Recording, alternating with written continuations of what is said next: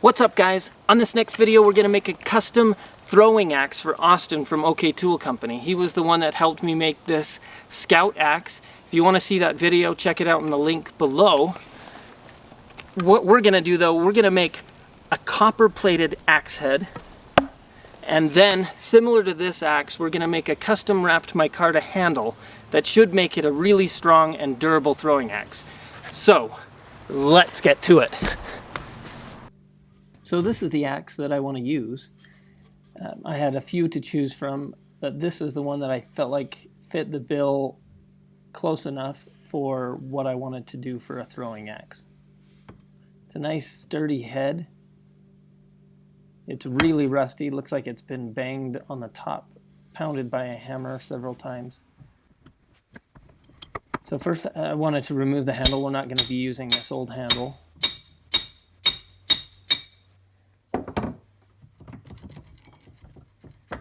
Came out pretty easy. Now I wanted to see about how much it weighed starting out. We're looking at just a smidgen over 2 pounds. And to clean this up, I wanted to, because I want to copper plate this, I needed to clean it up quite a bit. And although I don't like using a grinder a lot, I used it to clear off the deep pitting. And then I did a lot of belt sanding and hand sanding to get it to this point here, where it's fairly polished. This is polished up to, I think, a 2000 grit. Then it was time to copper plate it. If you haven't seen some of my copper plated videos, go ahead and watch one of those. I explain the steps. Here I'm showing them still, but it's a matter of electroplating it using a 6-volt battery, connecting the anode to a copper anode, and then the piece that you want to plate, you connect it to the negative terminal of the battery. And really it only takes a couple minutes each time. I did this dipping, then pulling it out, cleaning it up, polishing it up with some triple-aught steel wool. I did that 3 times, and that's basically what I've done, and that really gives a nice good coat. I found that if I do more than 3, it starts to get a little weird. Start to get some darker tarnishing copper already, and it kind of copper plates weird. So 3 is about right.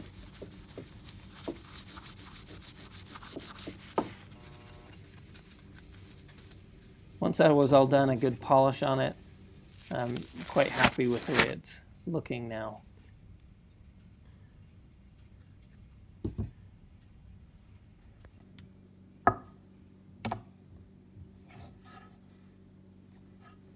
Now it was time to make the handle. This handle, I want it to be, as it's a throwing axe, I want it to be straight on the end with no palm swell, which is why we're not going to be using the old one. The old handle was kind of dried out anyway. So now it was just a matter of shaping this handle. This is really going to be a prototype, and because I've never done a handle quite like this and in this shape either. I typically don't do straight handles. I normally do a nice curved shape one. So here I'm just marking out the shapes that I want to then clear off. And I still prefer to do most of my shaping with an axe and a hatchet. I have used my belt sanders and things like that to clear it out. But this is the way I like to do it, and I'm pretty quick at doing it this way.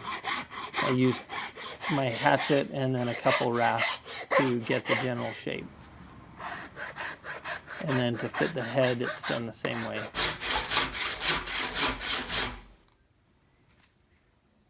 And then I'm soaking the top here in double boiled linseed oil from Plaza. This is non-chemically treated boiled linseed oil. It's 100% boiled linseed oil, so you can use your hands. There's no chemical drying agents in it. There'll be a link in the description below to that on Amazon, an affiliate link. Now just setting the head. I'm using a poplar wedge on this one. Set in there well, good mushrooming. And then just trimming the head. I've had a few comments about not using wood glue. I'm not a big fan of using wood glue and boiled linseed oil. I prefer to soak the head in boiled linseed oil. That's really to make it so the head doesn't dry out. I think you can glue it also with the boiled linseed oil. I've done some like that. I've never had any of my axe heads really come loose and come off when I've done it this way. And so I don't see the need for glue. Let me know what you guys think in the comments below. So with this handle now trimmed up, we're looking at, it's between 16 and 17 inches long. I've left it rough on the outside because now I'm going to coat it in wool. This is some blue wool fabric that I got at the thrift store for $2 that I got quite a bit of it. This is just a small piece that I've doubled two pieces together and pinned it so that it fits over the axe handle. Again, I left the axe handle rough so that it gives something for the epoxy to stick to. Then I just sewed it up along that line. Cut the excess off, and then I turned it outside back in so that then that seam is on the inside of the handle here. And then it was just a matter of getting that on and smoothing it out as best I could, making sure that I could get most of the lumps off. And then this is now getting it ready for epoxy, just taping up around the eye and then covering the head so that it's protected while I'm doing the epoxy. This time I'm using fiberglass resin, Bondo fiberglass resin. And this, I measured out, I aimed for around 2 ounces.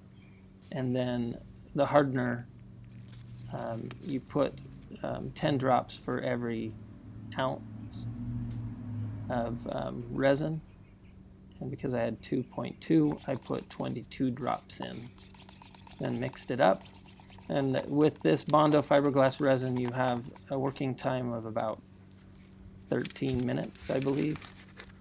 So it was time to hurry. And what's fun about using the rubber brush here, like the kitchen pastry brush, is the resin, when it dries, it can just be peeled off of the brush and you can keep using the brush. You don't have to go clean up everything after. So once I had coated it, I let it sit. It had a drying time of 2 hours before you could sand. Because this was wool, it was really rough on the outside, which is kind of cool, but I wanted to sand it down to the fabric itself and kind of get a nice even look to it. Once that was done, it was time to peel off the paper and the tape, and this is where I started getting sad. Right here. See that? Some of the copper plating has come off. This is really, was not expected at all. Copper plating coming off with the tape. You can see some more there on the pole. It was looking so good. What I had done here is, off camera, I actually had coated the copper plating with a layer of clear spray paint to try and protect the axe head from tarnishing. And I think because of that, it adhered to the tape and adhered to the copper plating and pulled it up. But I wasn't going to stop. Again, I mentioned this is meant to be a prototype.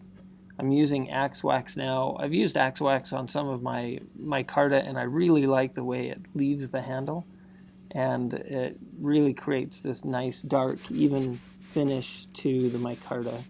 Kind of soaks into the little bit of fabric that's showing, and really ended well. I'm really quite happy with the way the handle looks at this point.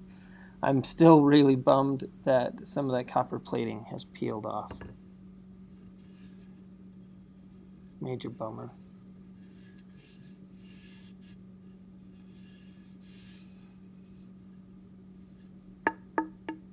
But it's feeling good.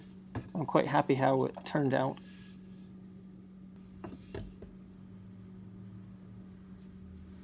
I like the wedge. Everything looks good except for that peeling on the copper. So now it's time to test it out. This is a prototype. I really want to see if this makes a difference with throwing. But you can see on that first throw that stuck, it again took some more of the copper plating off. But look at that handle. I just like the way that handle looks. Ah, bummer on the copper plating.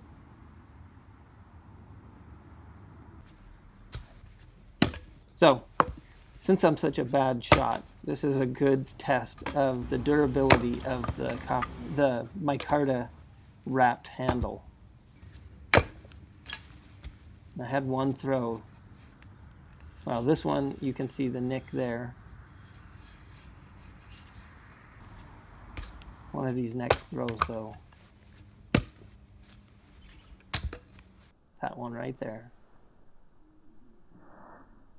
Look where it hits. Right underneath the head on the handle, like it would if you did overstrike when splitting wood.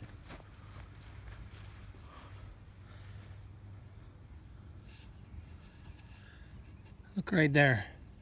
You can see this is where there's kind of a wrinkle underneath the second layer of fabric, and